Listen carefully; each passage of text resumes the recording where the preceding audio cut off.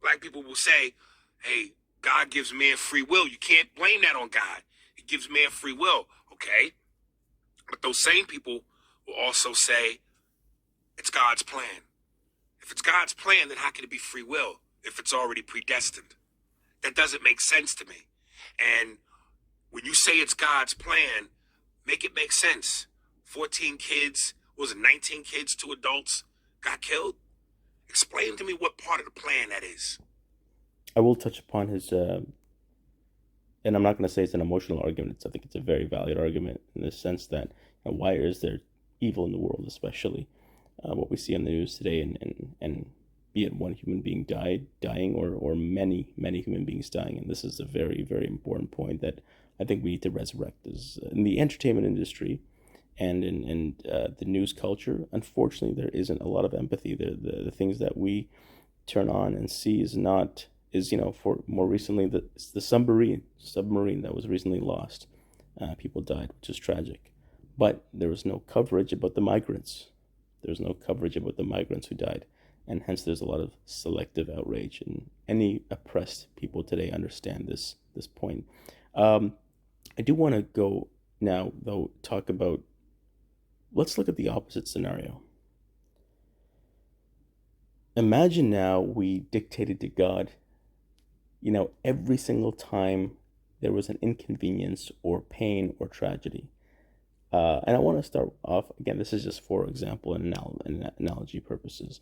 Imagine somebody, Aries spirits, fell off his chair right now, or he was stuck in traffic. Is that the time to ask God to intervene? Now, of course not. I don't think he would demand such a thing. But the point here is, who dictates exactly when God intervenes?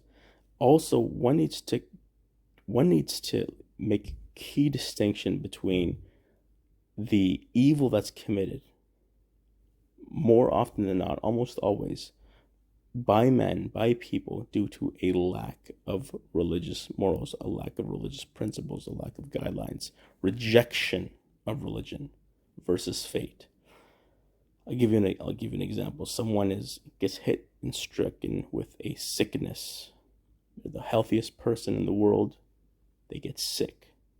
But what happens is that is their test. That person, you'll see, because of their faith, will get through their struggle. On the other hand, a corrupt government, is downplaying religion, downplaying the concerns of people, and they leak some kind of chemicals into the water, and that's affecting people's health, and those people get sick.